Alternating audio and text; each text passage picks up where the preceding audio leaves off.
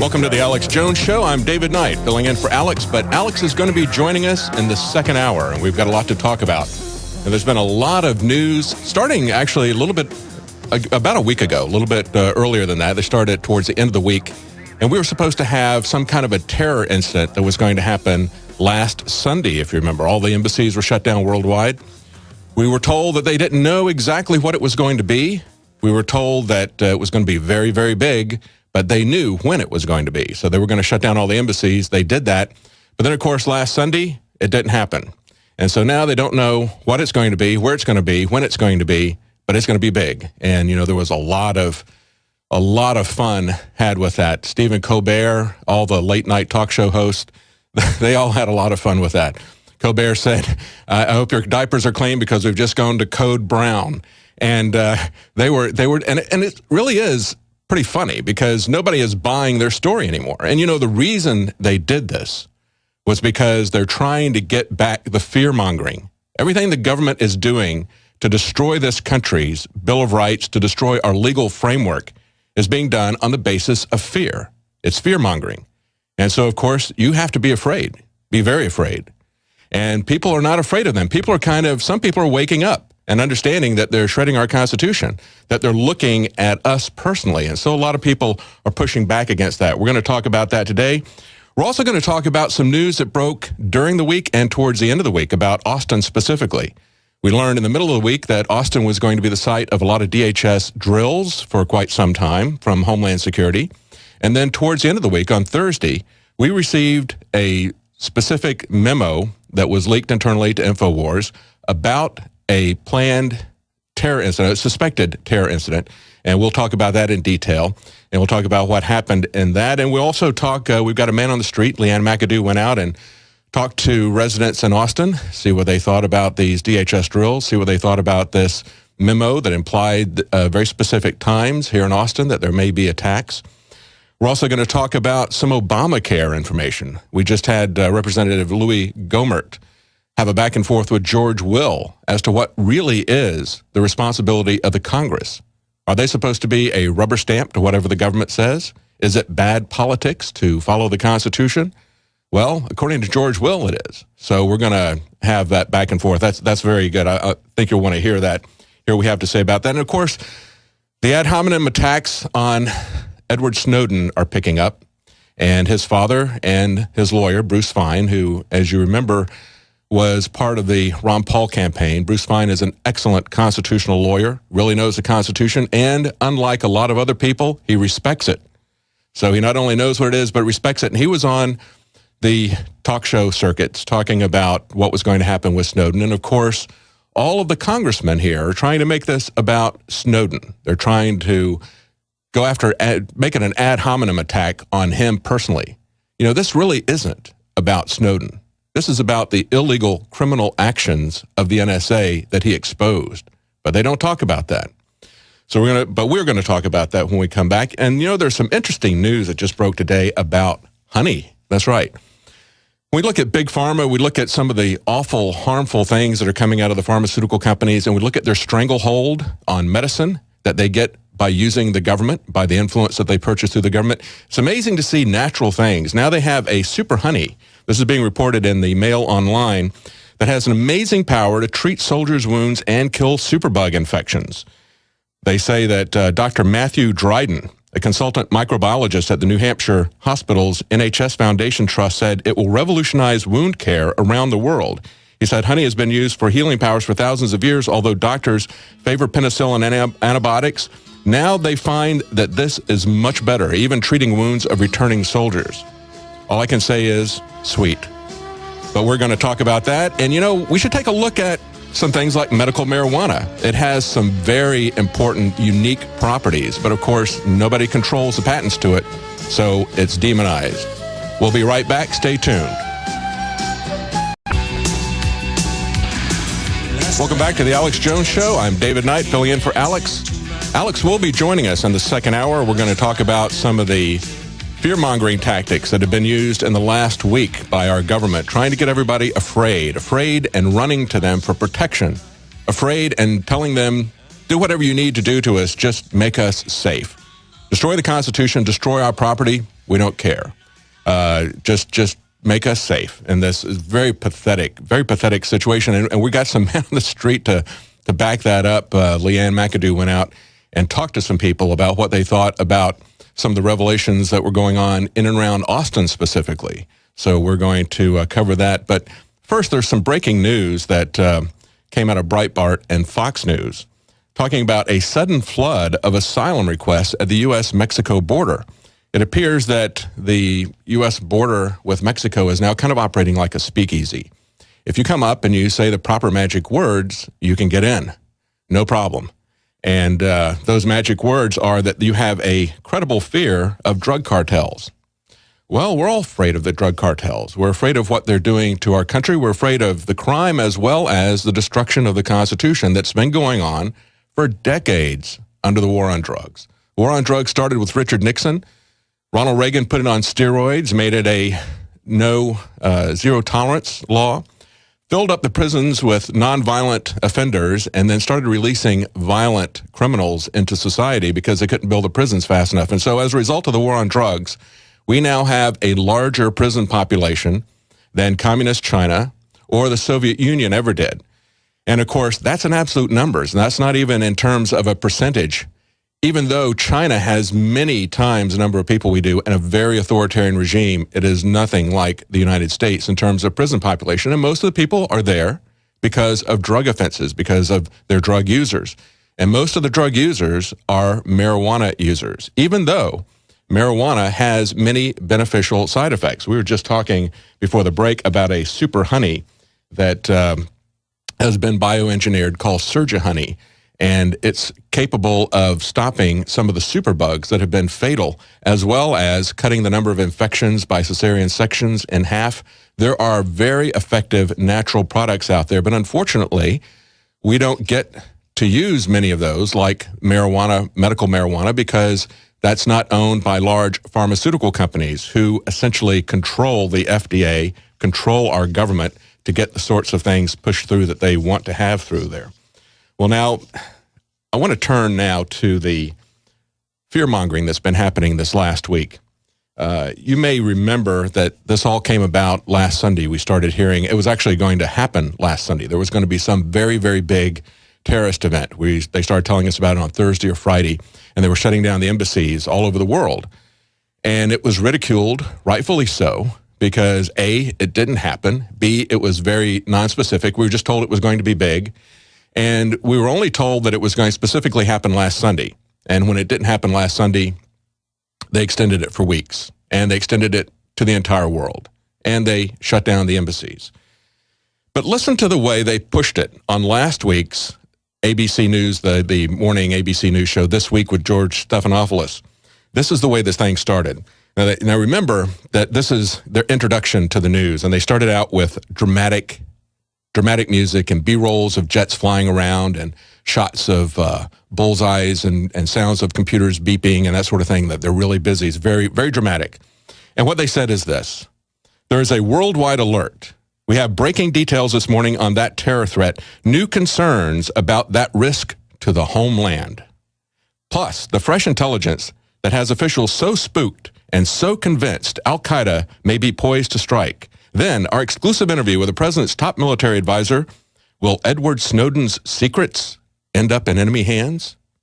That's ABC News. That's verbatim what they said on their intro to their news last Sunday. Think about this. First of all, whenever they start talking about risks to the homeland, doesn't that just make you want to gag? It sounds like the Nazi fatherland. I am so sick of hearing that phrase that George Bush coined. And then they talk about Ed Snowden's secrets. You know what? They're not Ed Snowden's secrets. They're your secrets. They're your secret correspondence, your private papers, information about your personal business occupation, what you're doing financially. Al-Qaeda doesn't want to know that. Al-Qaeda doesn't want to know how much money you made, where you made it. Al-Qaeda doesn't want to know if there's something in your life where you can be blackmailed with. And, Al-Qaeda is not afraid of the Tea Party movement or the Occupy movement, but Washington is. And that's why they're mining and collecting all of your data. And that's why we've got the situation that we've got here. The government wants to know all of those things about you. And what we want is for the American people, and this is what was valuable about Edward Snowden.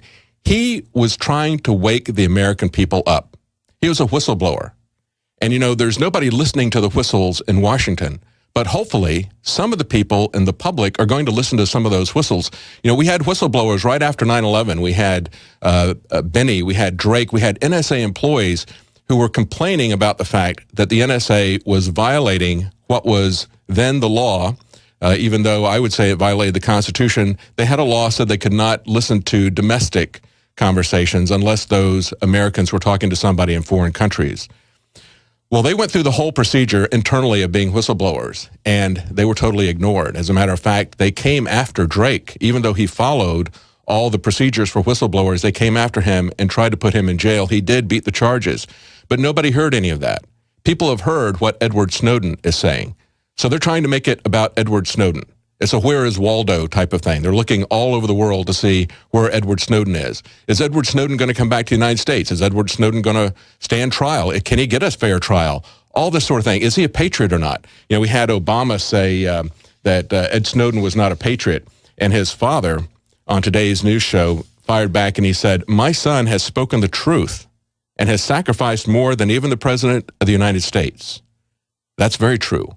You know, the President of the United States has not even spoken the truth, and he hasn't sacrificed anything except your liberties, and he's done it in the name of security. You will never get liberty by giving up your security. The only way that you're ever going to have any security is when you have personal liberty.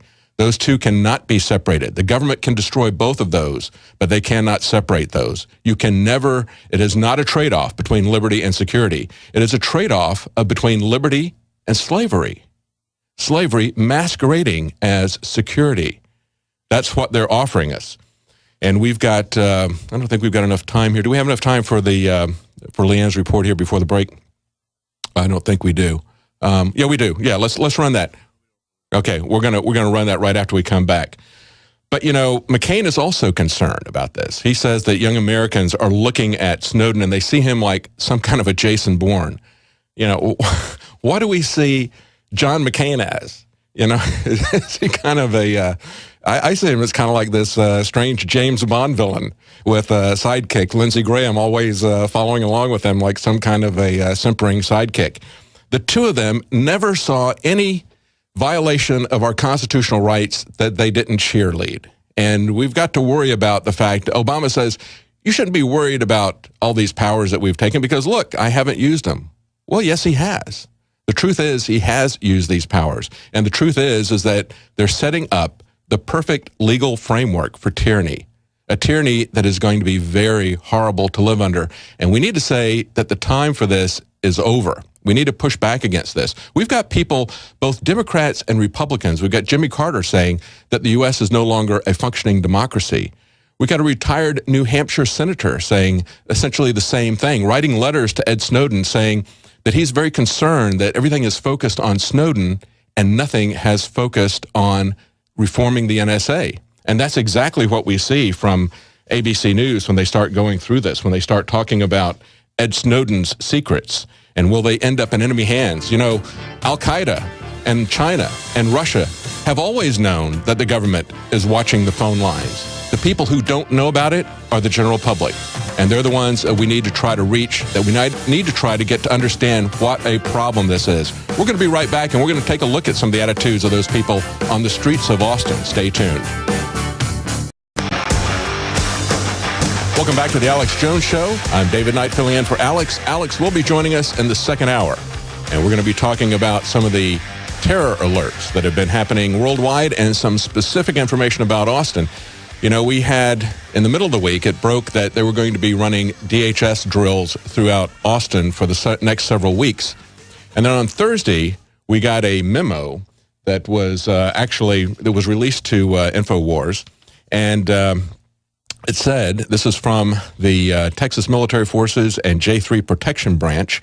It said, unconfirmed reporting from the Department of Homeland Security has raised the possibility of random terrorist attacks taking place in Austin, Texas on or about the 8th or 9th of August. That would have been last Thursday, last Friday.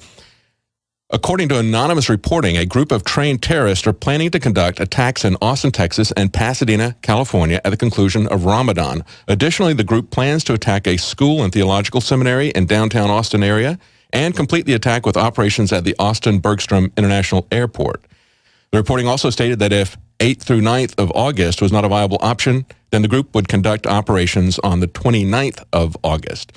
And so the question was, when we reported this, and of course, we were not going to just sit by and not report that. The question was, is this just a document that is fear-mongering inside of the police, or is this something that's like a false flag preparation? Because we know that there are drills going in place, and if you know anything about the history of terrorist events, you know that the big ones have always been accompanied by drills happening at exactly the same time, at exactly the same place, with exactly the same scenario.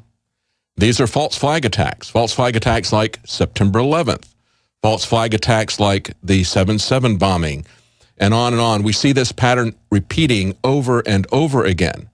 They keep doing it because people are not waking up to the tactic, and they keep doing it because it's a very effective strategy for them. It allows them to essentially have a cover if they're caught. So, not everybody in the government is in on a false flag terrorist attack. But the few people who are, if they are caught, they can always say that it is part of a drill. Now, for more information about this, and also to see what people in Austin thought about this, Lee Ann McAdoo went to the streets, and we have this special report. A force protection alert was released to the media by accident this week. What they didn't want us to know was that they were letting the Texas military forces know that a possible terrorist threat is set to take place this weekend in Austin on 6th Street. It's one of our busiest streets here in the city. They say that it's going to probably coincide with the end of Ramadan and that it'll be backpack-style bombs.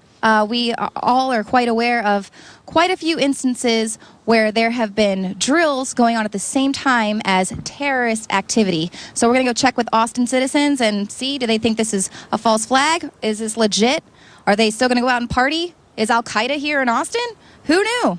What do you think about the possible terror threat that's supposed to happen today on 6th Street? That's a little scary. No concern at all. Why not? Why not? Well, we have officials and law enforcement in place to handle that sort of thing. No, I never heard of first time. That doesn't frighten you? No. Doesn't concern you? Did you hear about it? No. Well, I hope that's not true. Wherever you are nowadays, you have to use some caution and common sense. And like they always say, go with your gut feeling and report suspicious activity. So it doesn't concern me as much as it would most people. Did you hear about the Department of Homeland Security is going to be performing a lot of terror drills in the next couple weeks in Austin? It's going to be increased military presence? No, I did not. They don't want news stations reporting, going, look at all the military helicopters and everything, so that the news stations know, oh, they're just doing drills. But what if something really does happen? Have you ever heard of the FBI doing false flag attacks to create terror events? No, I have not. No. Operation Gladio, Gulf of Tonkin, we went to war with Vietnam. I did hear about that, and I also heard about it when it happened in London as well, that there was training on that exact same day when the actual event happened. But coincidences happen. So, I think coincidences are coincidences, and they happen inevitably. Today we were running an exercise for a company, and the most peculiar thing was we based our scenario on the simultaneous attacks on the Underground and mainline station. So we had to suddenly switch an exercise from fictional to real. Just to get this right, you were actually working today on an exercise that envisioned virtually this scenario. Almost precisely. Drills on the same day that 9/11 happened. It was all the planes that were flying. They were doing drills of that exact same scenario of a terror attack taking place by people flying planes into buildings on 9/11. No, I didn't know that. I'm not a real conspiracy theorist. This is an article out of USA Today, and this report came out on April 19th, 2004. NORAD had drills eerily like September 11th, Pentagon Trade Center, among imagined targets. They were doing a drill in the exact same area on that day. That's a fact. That's not a theory. Yeah, I know that's a fact. What do you think? Now I'm thinking they're probably trying to say it's a drill so they don't scare the citizens. What was the school shooting recently, that one? Sandy Hook. They were like within 20 miles. Right. They were also doing a drill Yeah. And that's kind of a school shooter. Exactly. That's weird. Well, what would you think if you saw military helicopters and guys jumping out of planes and tanks coming with guns? Because that's what is happening here over the next couple of weeks. Yeah, I'd be running the other way. That's what would scare me. I really don't. I'm not concerned. It doesn't bother me.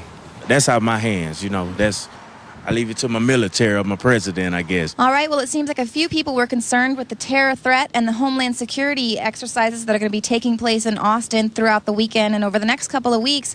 But most people, they're all right with the huge military presence in our town if it means they're going to be safe. For the Infowars Nightly News, I'm Lee Ann McAdoo. Well, that's a great report from our reporter Lee Ann McAdoo out on the street. Now, you notice that one of the fellows said, yeah, he knew about the fact that they had a drill going on at the same time, and he thought that was an interesting coincidence. But it's a coincidence that keeps happening over and over again. How many times do they have to do the same thing before you think that it's more than just a blind coincidence? It's more than just a blind coincidence that they had people doing exactly the same thing on 7/7 and exactly the same scenario with NORAD told to stand down. They have transcripts where they went into NORAD and they were confused. They didn't know if the real events were the drill or if it was real because the scenario matched what they had been told was going to be the drill so exactly, and that's part of the effect. It causes the real people, the real responders, people who would really do something to stop it, it causes them to hesitate because they think it's a drill. And it also gives an alibi to them. But there are other incidences like Operation Gladio, Operation Northwoods. If you look that up, these are things that have been out there for decades. Operation Northwoods was proposed back in the 60s. That's been declassified. It was actually a plot by the American government to fly planes into buildings, to explode bombs in public areas, and then blame it on the enemy at that time, which was Castro. We're going to be right back. Stay tuned. This is something that really needs to be brought to the public's awareness. They need to wake up to this technique. Welcome back to the Alex Jones Show. I'm David Knight filling in for Alex. Alex is going to be joining us in the second hour. But if you'd like to call in the show, our number is 877-789-2539. We're going to be taking calls. That number again is 877-789-2539. Now, I mentioned at the beginning of the show about a new surgical honey. I wanted to make a correction about that. That was actually something that was tested in Hampshire hospitals. That would be that I mentioned it as being New Hampshire. It was actually the old Hampshire, the Hampshire in England, and it's in the British National Health System was actually testing this. It's a surgical honey. They call it Surgi honey. They say it is bioengineered. So I don't know how that differs from regular honey. They say that honey, to some extent, has been used for quite some time to treat wounds, but something else that's been used for quite some time to treat wounds has been silver.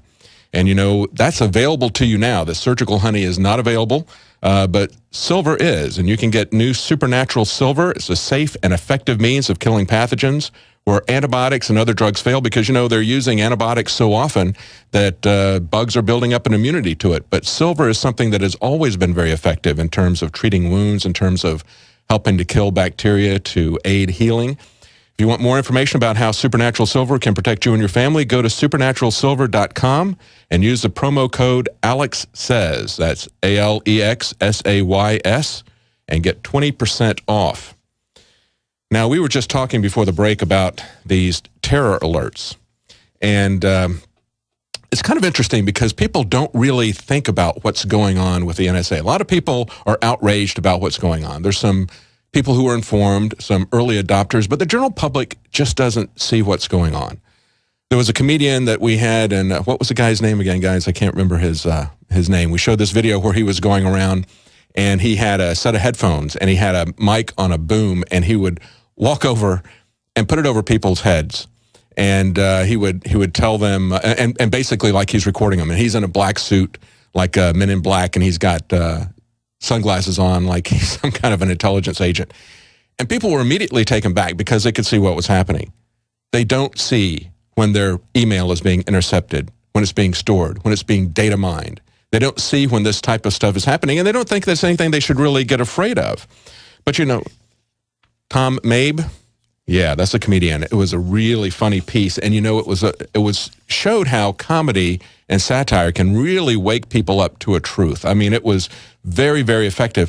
But people look at this and they say, "Well, I don't have anything to hide. I don't care if the IRS is looking at or the NSA is looking at my stuff." Well, actually, there's some breaking news here about the IRS is now targeting small businesses, and one of the ways that they're doing it is with data mining. Small business owners across the country are receiving letters from the IRS questioning if they're reporting all their cash income. It's a new push by the agency that some are saying could unnecessarily create fear in the small business community. Oh, the IRS would never want to create fear, would they? I mean, they basically feed off of it like vampires feed off of blood. I mean, the IRS is all about fear. But anyway, what they're doing is they're sending out these letters that are not audit letters, but they're saying it's a notification of possible income reporting. Now, an accountant says, this is Fran Coet, who's quoted in the article by the Wall Street Journal, says, there are many reasons why, even if you're the most honest taxpayer, you're not going to match what credit card records show. Because, for example, she says when a company sells a gift card, it does not count for accounting purposes as a sale at that time. They don't count it as a sale in most accounting systems until that card is actually cashed in and something is purchased with it. But according to the credit card companies, it shows up as a sale. It shows up as income to those businesses. So the IRS comes in and says there's a discrepancy. Even if that's all there is to it, you still have to take time out of your business. You've got to pay an accountant. You've got to do it yourself if you're a very small business. You've got to take the time to go and prove your innocence to the IRS because you are, of course, guilty if they accuse you of something. You don't have the presumption of innocence. They don't have to prove that a crime has been committed. You have to prove to them that a crime hasn't been committed. The IRS, the EPA, the DEA, all these agencies, they have basically turned our form of government on its head. You're presumed to be guilty until you prove your innocence. That's basically the presumption that the TSA has. You're all guilty. You're all terrorists until you let them stick their hands down your pants, which presumably proves that you are now innocent, even though maybe you've lost your innocence at that point. You know, the purpose of the IRS has always been about fear-mongering. The purpose of the IRS has never been about generating revenue. It's always been about controlling you. And, of course, the money that the IRS gets is money that just pays the interest on the national debt. That was proven by the Reagan administration's Grace Commission, and it is no coincidence that the IRS was created at the same time the Federal Reserve was. Basically, the United States has been on an interest-only note payment to the big banks for about 100 years now, and we're going to see if they're going to call the note or not. But it's not just these types of things, not just the fear-mongering that the government is doing. Look at this new crime wave that the FBI admitted this last week. News of a new crime wave broke this week. A criminal organization admitted that it committed over 5,600 crimes in a year. Violent crimes, drug manufacturing and trafficking, and political corruption. That criminal organization, the FBI. In a story reported by USA Today, licensed criminals, FBI informants authorized to break the law 5,600 times in 1 year. They reported in at least 5,658 cases in a single year alone, the FBI authorized its informants to commit crimes varying from selling drugs to plotting robberies, according to a copy of the FBI report obtained by USA Today. After much redacting by the authorities, the watered-down FBI's 2011 report, obtained under the Freedom of Information Act, has revealed that agents had been authorizing 15 crimes a day on average in order to get the necessary information from their informants. The document does not indicate the severity of the crimes authorized by the agency, nor does it include material about violations that were committed without the government's permission. It just cites a number of 5,658 Tier 1 and Tier 2 infractions committed by criminals to help the Bureau battle crime. This is what the FBI says without any sense of irony, what would otherwise be illegal activities. And of course, the ATF and the DEA admit to doing the same thing, but they say they have no idea how many incidents happened. What are Tier 1 crimes? According to the Department of Justice, misdemeanors or felonies under federal, state, or local law if, quote, engaged in by a person acting without authorization, unquote, including acts of violence, corrupt conduct by senior federal, state, or local public officials, or the manufacturing, importing, exporting, possession, or trafficking and controlled substances of certain quantities. a convicted pimp, extortionist, car thief, and all-around thug.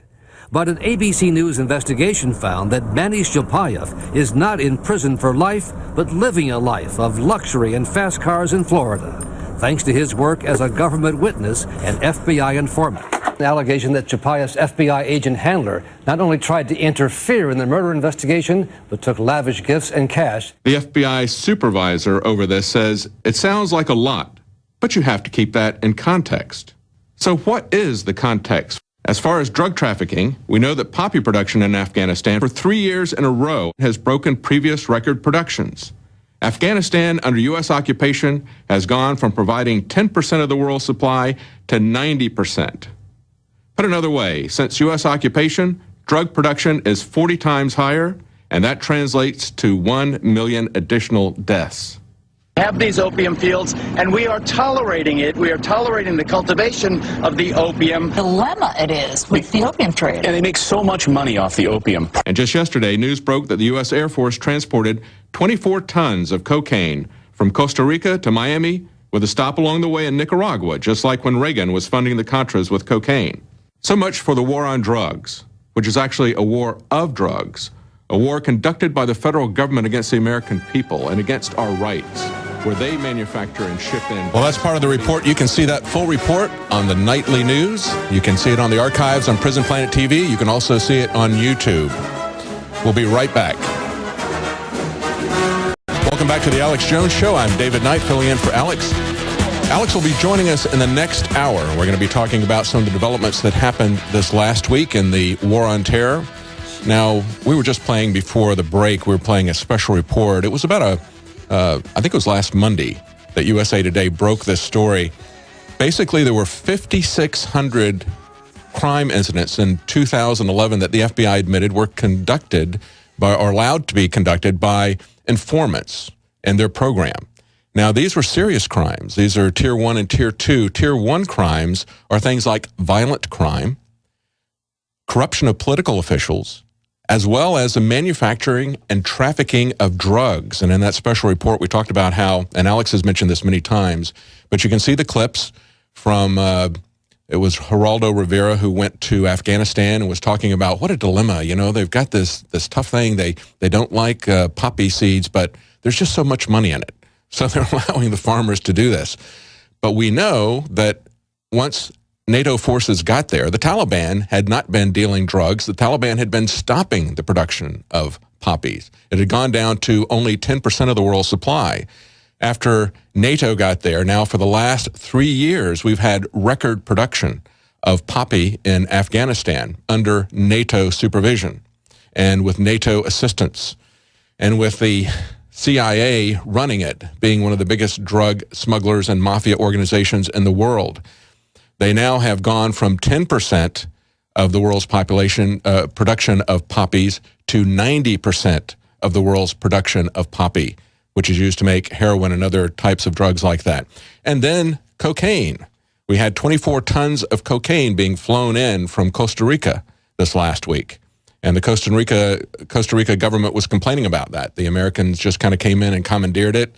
They flew it in. They didn't file any paperwork saying that it was destroyed. And coincidentally, they stopped in Nicaragua.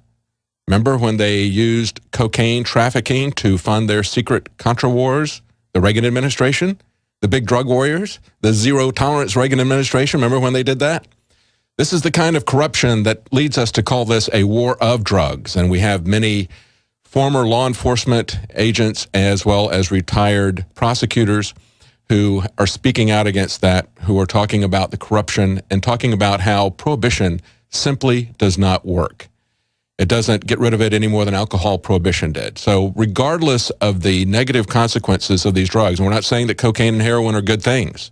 We're just saying that once you start prohibition, you now have the same problems that you did before and another whole set of problems in terms of drug cartels being built up in Mexico, throughout Central and South America, throughout Afghanistan. You have this secret funding that is going on for all kinds of terrorist organizations.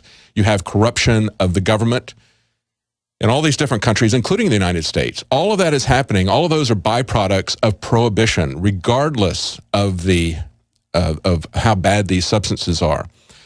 Now, we see that there's real fear in the government. There's real fear that people are losing their confidence in the stories that the government's been telling us about the war on terror, about the war on drugs.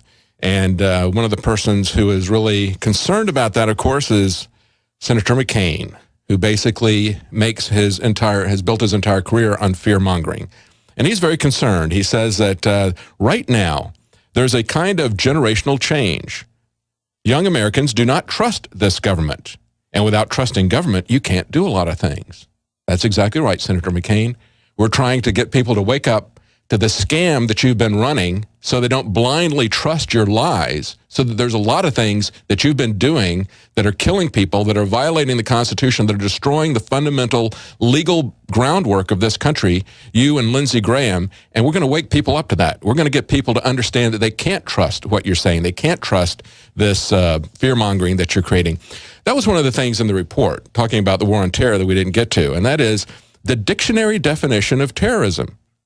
The dictionary definition of terrorism is using fear and terror to achieve political goals. Now, if that's not what the government is doing, what are they doing? I mean, everything that has happened in the last week with all of these bogus warnings about somewhere in the world, we don't know when, we don't know where, we don't know how, but it's going to be really, really big, and you should all be very much afraid because the government is going to be there to protect you. That is nothing but terrorism. It's a kind of, if you want to call it a soft kind of terrorism, but it is still a form of propaganda. It's a form of terrorism. And it's all being done to try to keep people from being concerned about these violations of their fundamental rights being done by the NSA. And now, of course, we've been told all along that there's a lot of oversight about this, and we really shouldn't be worried about it. Let's listen to what President Obama just told us this last week in a press conference. Having said that, though, if you are outside of the intelligence community, if you are the ordinary person and you start seeing a bunch of headlines saying, U.S., Big Brother, looking down on you, collecting telephone records, etc., well, understandably, people would be concerned. I would be, too, if I wasn't inside the government. We should just blindly trust him, shouldn't we? You know, the founders had a response to that. They knew that people were going to come along and try to get dictatorial powers, and they were going to say, just trust us. And they said, put no trust in man, but bind them down with the chains of the Constitution. Now, one of the ways that they tell us that we're supposed to trust them is they say, oh, we've got congressional oversight. That also would not be true. They would be lying about that as well. Glenn Greenwald reported last week with The Guardian, said members of Congress have been denied access to basic information about the NSA. We've got a couple of congressmen here that are complaining about this. They say these programs are subject to congressional oversight and congressional reauthorization and congressional debate, said the president. However, members of Congress are unaware of the very existence of these programs, and two members of the House, a GOP member and a Democrat member. The GOP would be Morgan Griffith of Virginia. The Democrat would be Representative Alan Grayson of Florida. They have provided The Guardian with numerous letters and emails documenting their persistent but unsuccessful efforts to learn about these NSA programs and about relevant FISA court rulings. Now, the simple fact of the matter is we have a secretive court, like a star chamber, that is making these secretive rulings that even the congressmen cannot see. However, we do know that some of these FISA rulings have ruled that what the government is doing, what the NSA is doing, is not even allowed. So this is a secretive court that doesn't have a jury. It doesn't have an oppositional dynamic to it like a real court would have. And of course, they believe that they're coming up with decisions that alter our Constitution. Now, even the real Supreme Court doesn't have that power, but they believe that's what they're doing. And yet, we're not allowed to see those decisions. The Congress is not even allowed to see those decisions. And yet, we're supposed to blindly trust Obama in this. This is absolutely amazing. These are repealing fundamental structures that have been put in place going back to the Middle Ages in English and American traditional common law. And this fundamental legal structure is being destroyed in the name of protecting us, in the name of saying that we're going to keep you safe. And one of the ways that they put this in this article where they're quoting John McCain, this was from the Washington Times, they said the NSA's data collection efforts have led to a debate on national security versus privacy. That is not the opposition there. That is not the dynamic. You don't have a trade-off between national security and privacy. There isn't some kind of zero-sum game here. If you don't have privacy, you are going to become a slave. So the question is between privacy and slavery. Do you understand? It's privacy versus slavery, not privacy versus security. If you give up your freedoms and your constitutional guarantees of protection of innocent until proven guilty, due process, all of these things, having an open trial where open proceedings instead of these secretive star chamber courts that nobody is allowed to see, if we go down that dark path, we may never come back as a country, certainly not come back without some kind of a horrible revolution. This is the sort of thing that has been fought and won hundreds of years ago, and we're seeing these things falling very rapidly like dominoes in America. All of our protections as citizens are being taken away, and of course we're being told, like in Elysium, that everything will be solved if you just become a citizen. You're going to get health care and all that sort of thing. Well, guess what? The people on the ground had Obamacare, as Rob Duke pointed out, but they didn't have anywhere near like the Obamacare the people in Elysium had, and we're going to talk about that right after we come back, so stay tuned. Welcome back to the Alex Jones Show. I'm David Knight filling in for Alex. Alex is going to be joining us at the bottom of the hour, and we're going to be talking about some of the terrorism that's being done by our government. And when I say terrorism being done by our government, what I mean is that they are using fear as a tactic to achieve political means. And that's exactly what this worldwide terror alert is. It's nothing but propaganda and terrorism. And we're going to be talking about that, and we're going to be talking specifically about some of the things that developed in Austin along that line this last week. Now, on the news show today earlier, there was an interesting exchange between a representative from Texas, Louis Gohmert, who is a Republican, and between George Will about Obamacare. You know, there's been this internal debate in the Republicans about whether they should just go along with Obama and do whatever he says, or whether they should stand firm and try to defund this unconstitutional health care. And this is the back and forth that happened on that program this morning. The fact is that this president has the power, particularly when it's supported as this one is by the mainstream media, to set the narrative. And the narrative will be that the Republicans have chosen simply to cause chaos. And I think it's a bad idea. Bad idea to go down the line. You cannot govern this country from one half of one of our three branches of government. Even though we're one half of the legislating body from which no spending occurs unless we agree, that is a position that allows us to force others to adhere to the Constitution. We don't have to wait for the Supreme Court. We can force that. And we can say, you're going to abide by the Constitution, whether the Supreme Court gets it wrong or right. We have the ability to force respect for the law. You hear that? That's George Will saying it would basically be bad politics to fight Obama on this. And you had Louis Gohmert talk to him and say, you know, we're the branch of government. It's a system of checks and balances, George. You know, this is not about Obama being dictator. This is not about the Supreme Court being dictator. It's not even about the Congress, the Republican Congress, the Republican House being a dictator. This is about a system of checks and balances. That system of checks and balances was put in place so that you wouldn't have a fundamental altering of the way this country was structured, so that you wouldn't violate the Constitution. And it's exactly what people in the House should be doing. They should be standing up. And you heard Representative Gohmert say, regardless of whether the Supreme Court recognizes what's in the Constitution or not, we're going to stand by and we're going to do our duty. And spending bills do start in the House. They don't start with the Senate. They don't start with the president. They don't even start with the Supreme Court. And I think if they start to do the right thing, if they start to stand up for the right thing, I think that's going to be a good thing for them politically. But whether it's a political suicide or whether it's or whatever else, they have taken an oath to the Constitution. And fortunately, we do have some people who take that oath seriously. Unlike people like George Will, who, of course, he's not a congressman. I don't know if he's ever taken an oath to the Constitution, but he certainly doesn't care about it if it's going to get in the way of political calculations. Now, it's interesting to see what has happened with Obamacare. It was just about a week and a half ago that they learned what was in it. Remember Nancy Pelosi said, we've got to pass it so we can find out what's in it? Well, they did find out what was in it. And what they found out, one of the things they found out, was that it was going to require that congressional members as well as congressional staff were going to have to buy Obamacare. They were going to have to get into this exchange.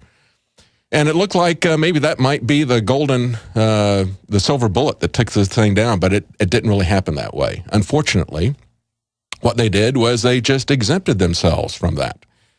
Because, if you look at the movie that just came out this last week, and Alex had a great review of Elysium, and one of the disappointing things about it was it kind of held out the whole idea of immigration and citizenship and free health care as being the panacea. It was a very, very simplistic plot. But they didn't really have the same kind of health care for the people on Earth that they did on Elysium. And you know where Elysium is? It's Washington, D.C. Those elite people have a very different kind of health care than the rest of us. We'll be right back. Protecting your... Welcome back to the Alex Jones Show. I'm David Knight, filling in for Alex. Alex is going to be joining us at the bottom of the hour. And we're going to be talking about some of the answers to 1984. I tell you what, 1984 is really closing in on us and closing in fast. We've got secret courts meeting with secret trials, having secret findings that they believe secretly alter the Constitution. This is a very dark time coming up if we don't do something about it. But I want to talk to some callers out there. We've got Brendan in Wisconsin. Brendan, are you there?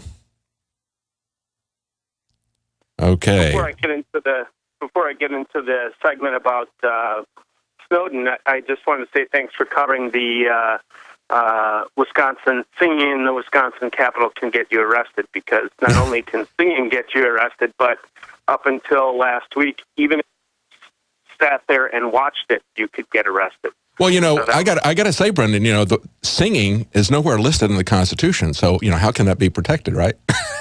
Right. Well, it reminds me of Adam Kokish's dance party at the Thomas Jefferson Memorial, where dancing. Yeah. And to what degree? If you bob your head, or if you're singing, if you're humming, does that count as well? I'm not sure if you're nodding your head along with it. Is that protesting? Where do you draw the line? To give people a background of what you're talking about, you even had state congressional representatives who were offended by this and trying to take that out. And yet you had the security folks there who were basically on this amazing power trip. They were going to shut down everybody, right? Yep, they were going to shut down everyone. I mean, you can't even go in there with a T-shirt on or anything. A button will get you arrested. I have friends that have filmed numerous events like that, and I should maybe forward some of those videos to you. But regarding the Snowden leaks, as important as they are, and what they document are things that many info warriors have known for a long time. Yes. As important, or possibly more important than those things, is the psych ops. And a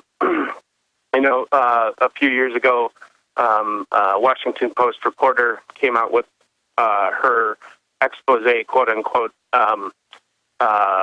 Top Secret America. Her name is Dana Priest, and if you go to that website, you'll get a fancy flash animation of it. Well, a lot of those psych ops are targeted at American citizens. So you have psych ops officers at major media outlets. You have them in print. Doesn't matter what it is. Oh yeah, and they're actively controlling what is let out. I call it steam venting. Some people call it gatekeeper operations. And I actually went to see her speak with a good friend, Dr. Jim Fetzer, who's a big fan of Infowars.com reporters, Kurt Nimmo and Paul Joseph Watson. And we went to it, and we tried to ask him questions, and we got shut down really quickly. He was talking about 9/11 being the reason for this big buildup, and she wouldn't even touch it. And she actually got visibly shaken that someone who was so knowledgeable would dare ask her those questions. And my question to her, which she would not answer, was, how many of those psychological operations are based or targeted in the United States? And she wouldn't even take any questions from that 3/4 of the audience after that. Yeah. So when you talk about all the leaks, that's great.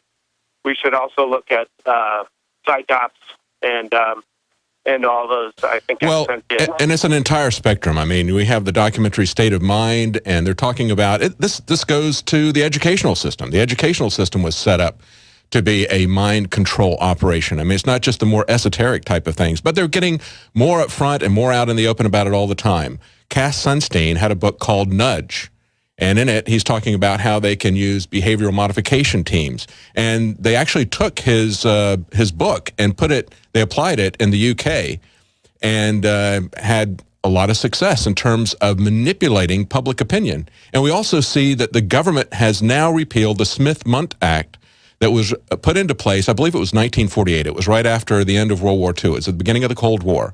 And when they created these propaganda organizations, Voice of America, Radio Free Europe, they did it, and some of the senators were very uncomfortable with the United States running some kind of a Joseph Goebbels type of propaganda organization. And understand that propaganda can be of two types.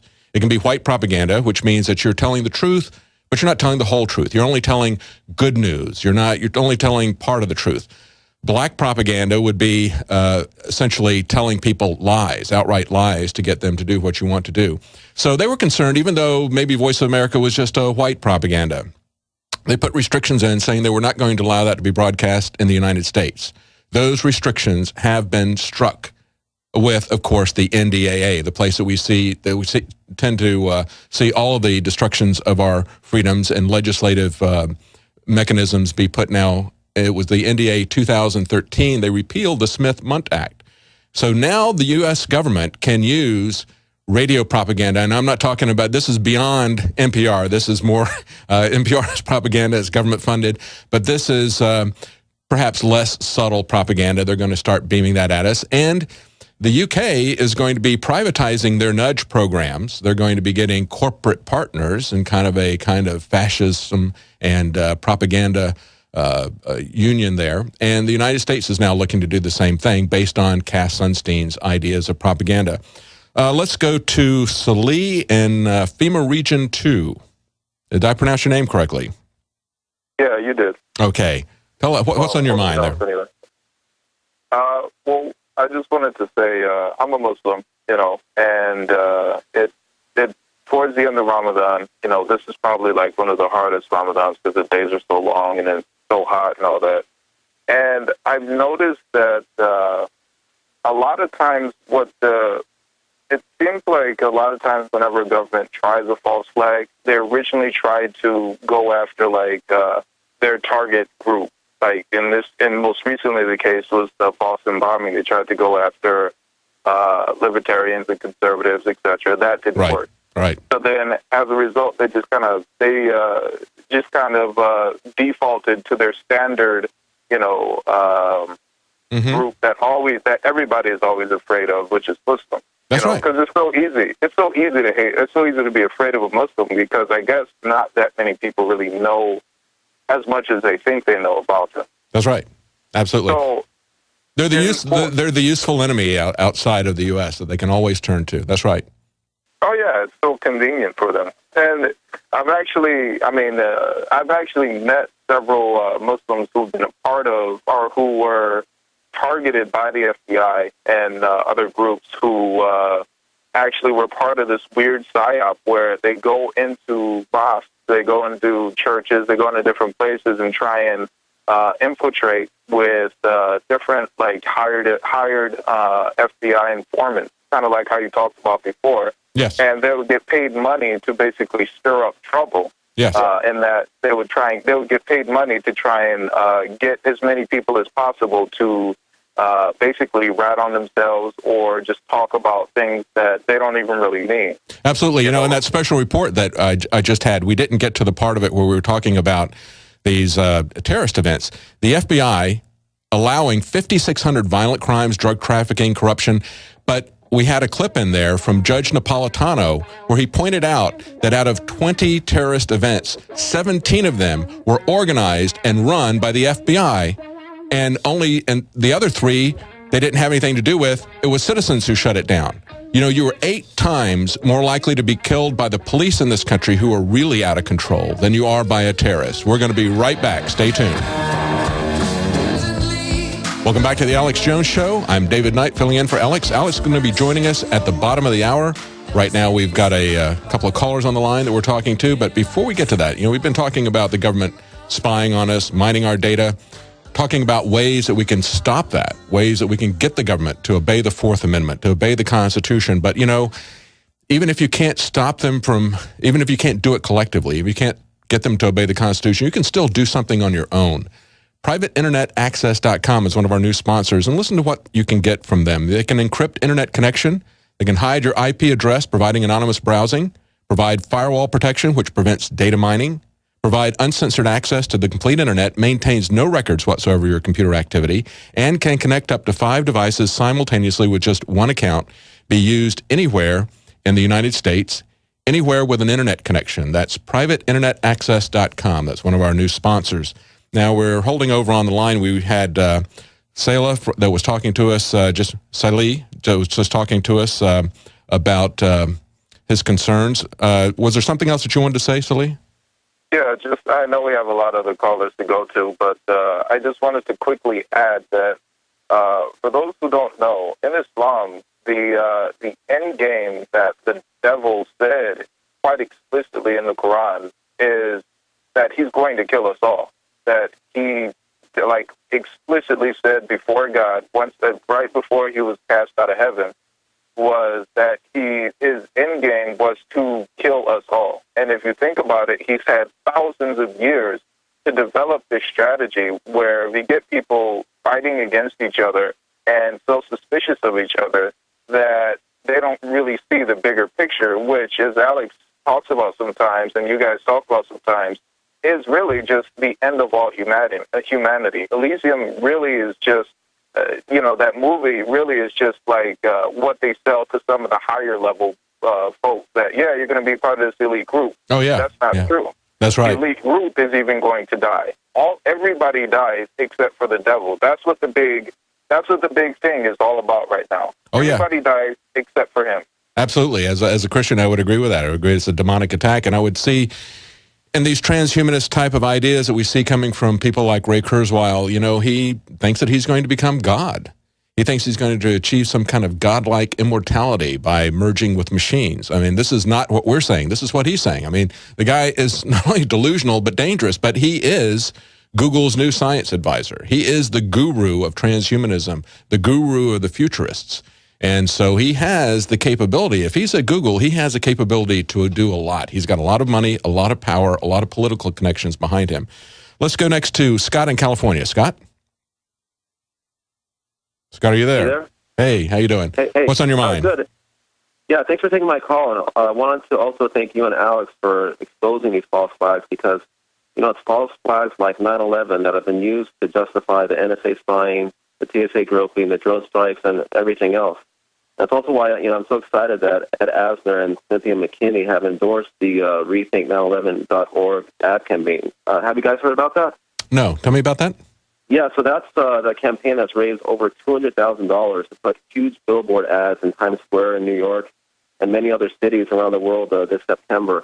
And they all have the same message: did you know a third tower fell on 9/11? That's right. It's basically designed to wake people up on a massive scale and create that kind of break from the false flag slavery that we can expose them and prevent them from happening in the future.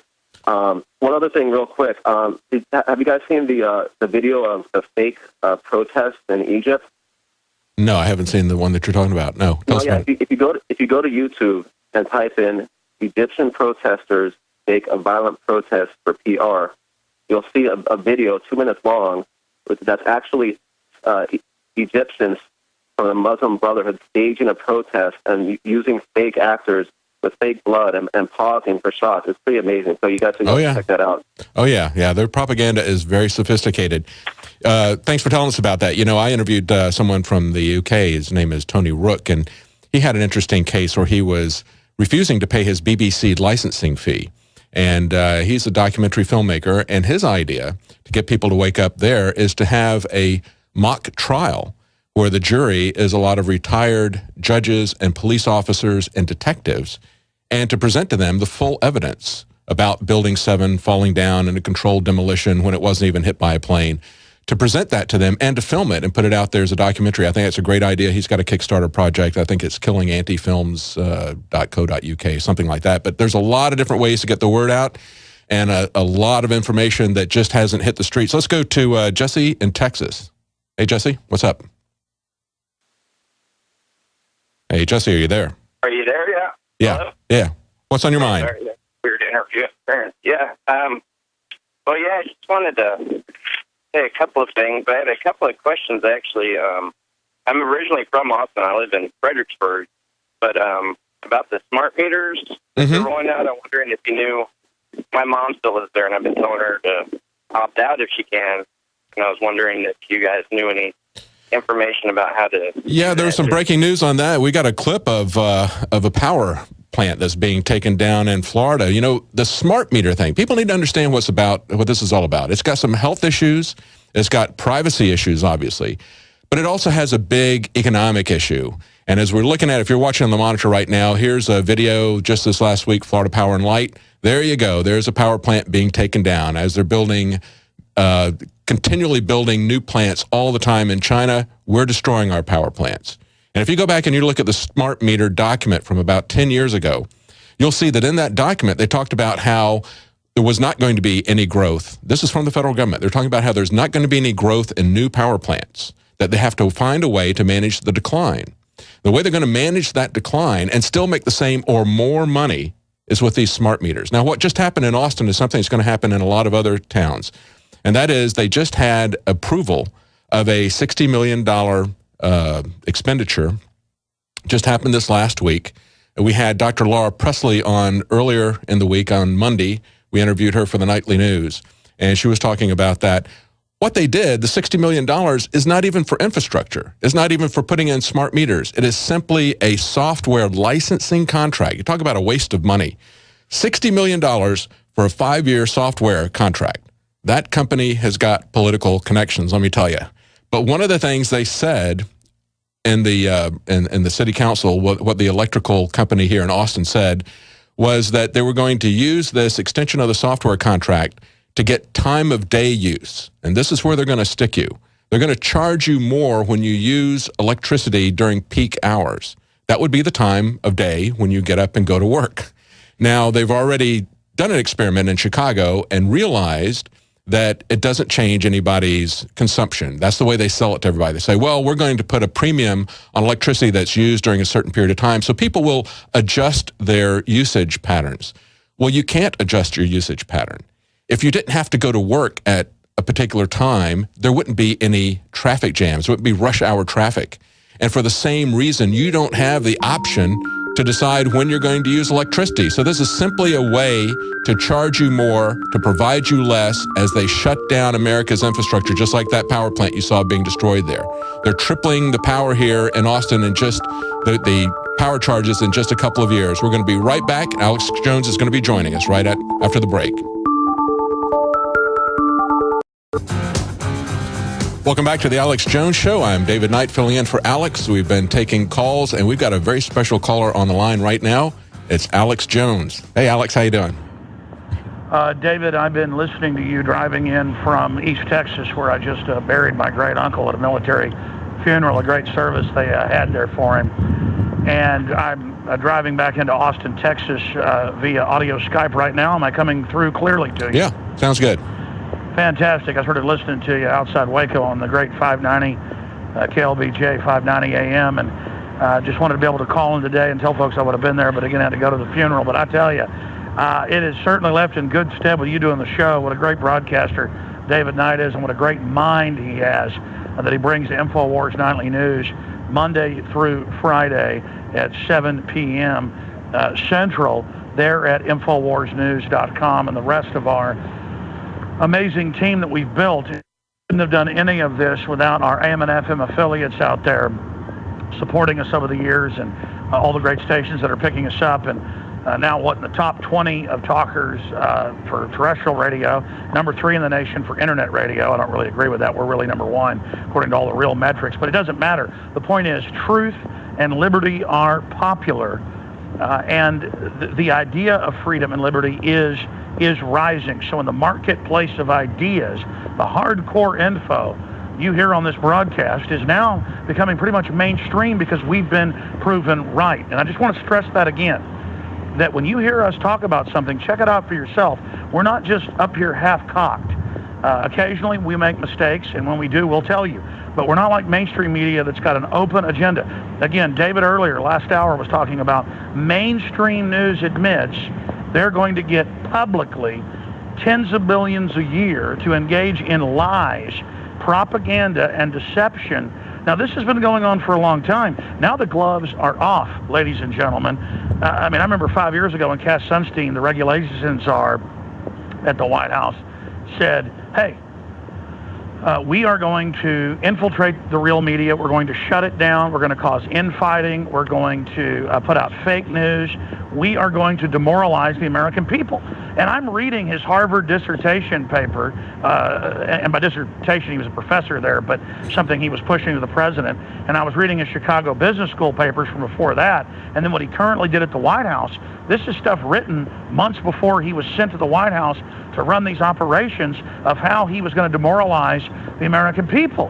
I mean, this is enemy, open enemy type stuff.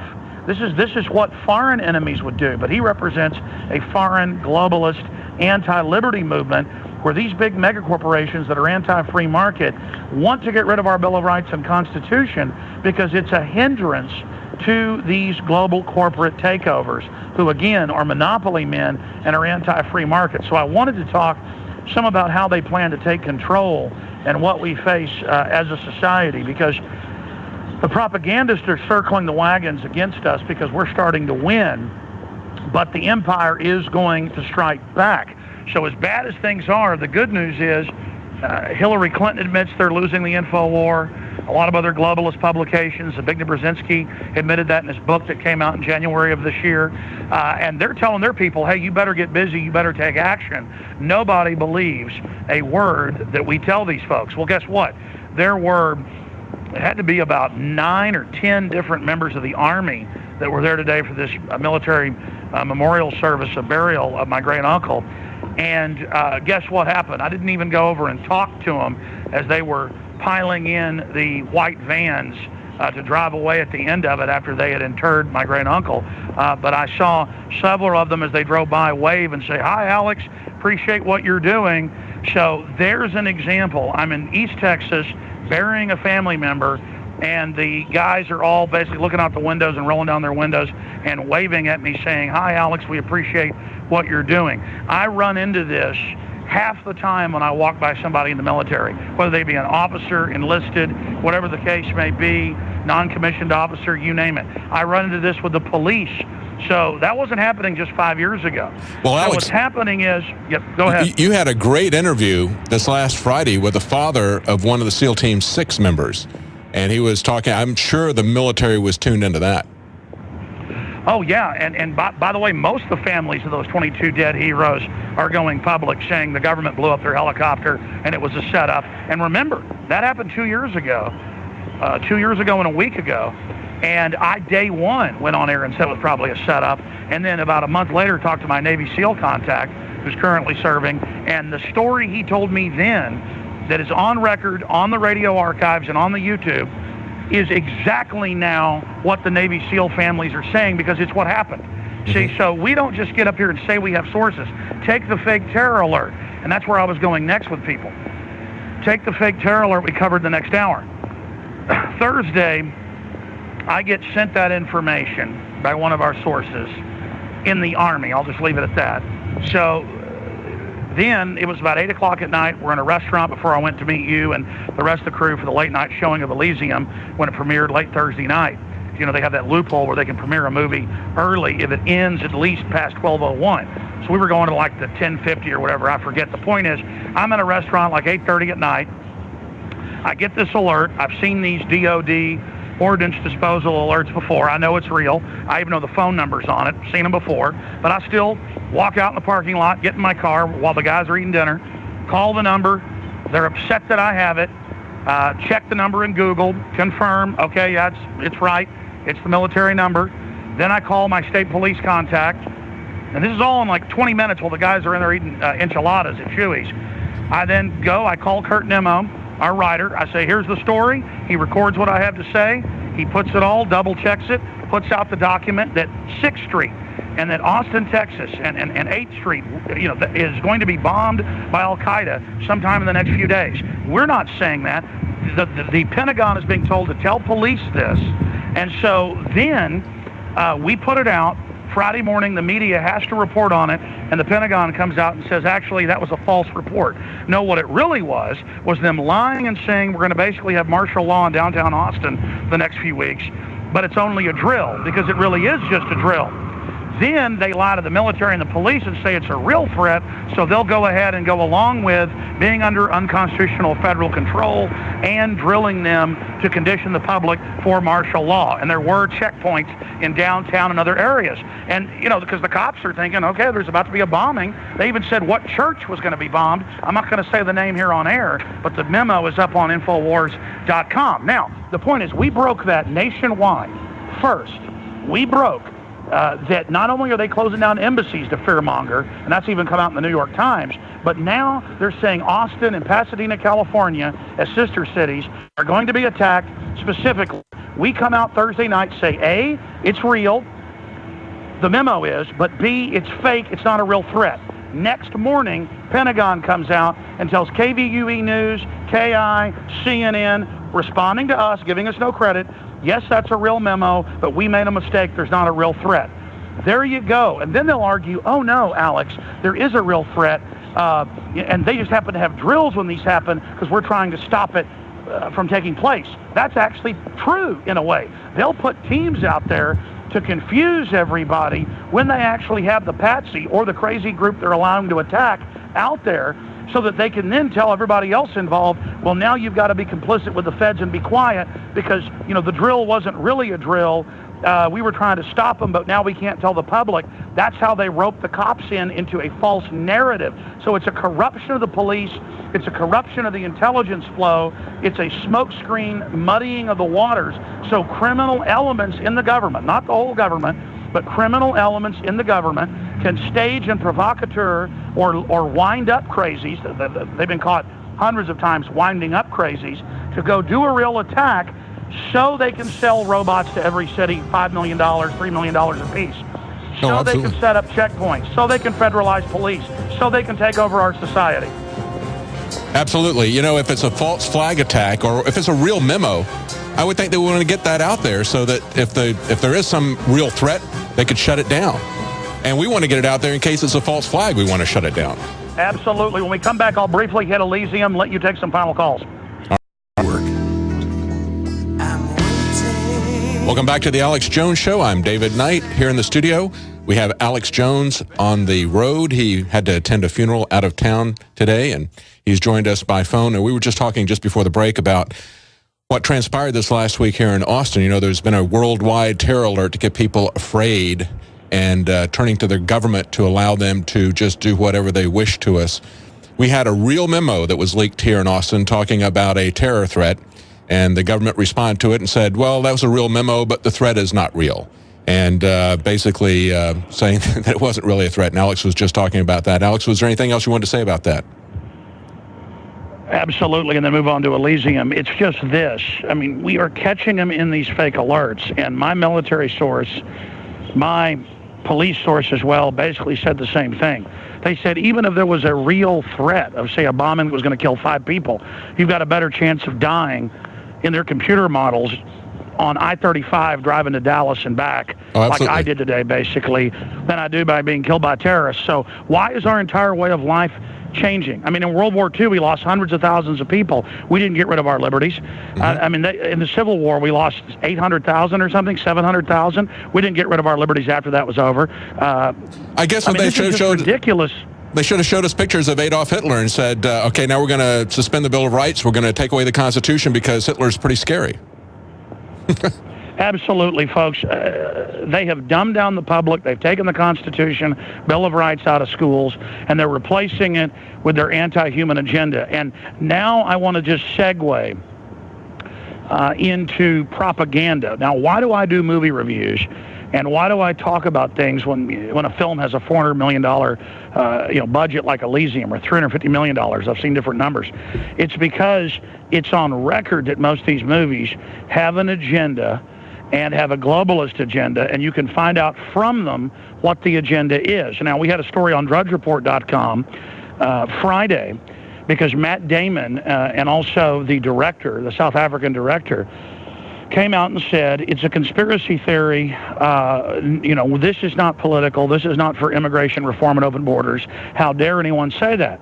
Well, Kurt Nimmo found where a month before they had basically admitted all of this and that this was a social agenda. So it also shows their incredible disdain that not just Matt Damon and the director, but also Jodie Foster and others went on TV and made fun of people saying that there was a political agenda in this film. Well, let me tell you what the political agenda is. America is Elysium. That's the analogy. And if America won't take in the giant third world populations of the planet, then you're racist and bad. And I was sitting there with you and my other crew and friends, and my buddy Shane looks over and he says, how much do you want to bet when this starts that America is Elysium, basically, and that all the bad guys on the space station aren't just white, but they're blonde-haired, blue-eyed? Ladies and gentlemen, every bad guy in the movie is a white person. The only person on the space station that doesn't want to kill innocent people is Indian. And again, my issue is I'm sick of turning on MSNBC and being told white people are inherently bad. I'm sick of hearing the establishment do this, and it's absolutely improper and wrong. If somebody made a movie where all the black people were the bad guys and were doing horrible murders and things, I would stand against it, and I would say that it is incredibly disgusting, out of control propaganda. And that's just one layer of this film's propaganda. I did some reviews kind of haphazardly last Friday before I went home. I want to do a proper review of every level of this because it is so over the top that these people who have bodyguards put out these anti-gun movies, other ones, or these people that have, bodyguards and their kids go to the best armed guard private schools like Matt Damon, but then he's against you being able to have your kids go to a private school. It is so hypocritical. I'll guarantee you if there was some space station with life extension technology off-world, the public isn't going to be told about it in the future. And I'll guarantee you there's going to be rich Chinese, there's going to be rich Germans, there's going to be rich Americans, there's going to be rich Israelis, there's going to be rich Africans, there's going to be rich New World Order. How dare them imply that inequity has to do with white people when I'm sick of the West being bashed, all the things the West has developed, all the literature, all the art, the Magna Carta, the basic freedoms that became the model of the world. Just because the West has been overrun by globalists and is corrupt now doesn't mean I want to go live, say, in some places in Asia where you get off the plane over there, folks, they karate chop you. The police do when they want you to move along in a line. You can just be disappeared and executed. There's no other country I can go to where they just open up the red carpet like America does. America is the most open society, the American people, the most giving, the most charity, the most hardworking. I don't care what color you are, and I am sick and tired of Hollywood and the real elite trying to get black, white, Hispanic fighting with each other to distract from the offshore mega banks, the the 0.00000026 or whatever it is. It isn't the 1%. It's the tiny trillionaire class, the people that control trillions are worth hundreds of billions, that are leveraging the entire system against the general public, who are shutting down our power plants, who are paying with taxpayer money to ship General Motors to China. That's the New World Order. That's Agenda 21. That's the real threat. And I go see this film designed where every white person is the bad guy except for Matt Damon, because he sacrifices himself and he's really from Mexico and has a Hispanic last name, and where all the white people are the devil. I am sick of it. And the globalists want us at each other's throats, and it is thoroughly disgusting. I want you to have some final comments on this. I know the broadcast is almost over. It's just that I've protested the Ku Klux Klan. I mean, that's all online. People have seen that dozens of times. over the years because it's an outrageous group trying to make things about race. And the globalists want to dumb down the debate where everything is about race instead of about real discrimination, offshore banks above the law, tax exempt, stealing $85 billion a month in QE unlimited, the globalists being tax-free offshore, the globalists having diplomatic immunity, the globalists having real life extension technologies that they're not allowing to be deployed, the globalists bringing in a cashless society control grid, the idea that transhumanism will empower you and will allow you to be elite. That's how Ray Kurzweil says they're going to sell everybody, putting these technologies in themselves, when just like a cell phone, it's got back doors and is meant to enslave you. Again, I'm not against technology. I'm against who controls the architecture of it. So you see this film, it has so many incredible messages, but the bottom line is racially identify that white people are bad, racially come in for socialism and communism and bring down America. It is unbelievable, and it's what's pumped 24 hours a day, and it is outrageous. It's as bad as Birth of a Nation by E.B. Griffith. I mean, it is unbelievable, and I am sick of it, and we have our video reviews up at Infowars.com and Prisonplanet.com. You can take the show out, David. Great job, and I'll be back live tomorrow, 11 a.m. Central, for the weekday transmission. God bless you. Thanks, Alex. Yeah, I got to agree with that. I think it was one of the most obvious pieces of political propaganda I've ever seen, and there's been some pretty ham-fisted stuff that's come out of Hollywood and just out of the movies in general. I mean, not even Hollywood. It was the Russians who really got this down to a fine art. Alex mentioned D.W. Griffith's Birth of a Nation. That was something that really made the Ku Klux Klan acceptable, really caused a great surge with the Ku Klux Klan. Movies have an effect. The Russians used this as well. You had Sergei Eisenstein, who said, who had the Strike.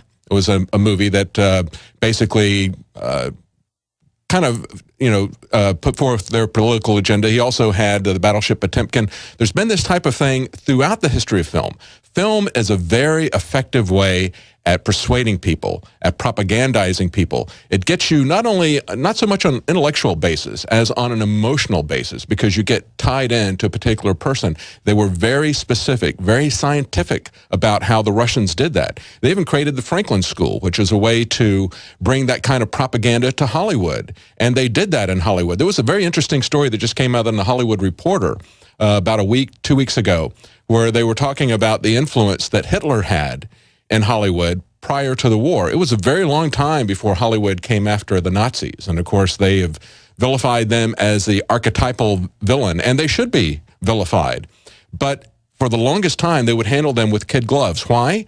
Because they would threaten to boycott the entire studio if there was content in a film that they didn't like. So they had that kind of control, and we see that kind of control still being exercised. The Chinese government came in and caused Red Dawn 2 to have an entire year delay because they had to change the villains from Chinese villains to North Korean villains because the Chinese government didn't like that. The Chinese did exactly the same thing last year that that Hitler and his propagandists did to Hollywood back in the 1930s as Hitler was coming to power. There were people who had screenplays, who had stories talking about Hitler's rise to power. Sometimes they did it obliquely. They wouldn't mention him directly. They always do it obliquely. That's what makes Elysium and other films like that so powerful, is because they do it as a parable. They do it as a visceral experience. They play on your emotions.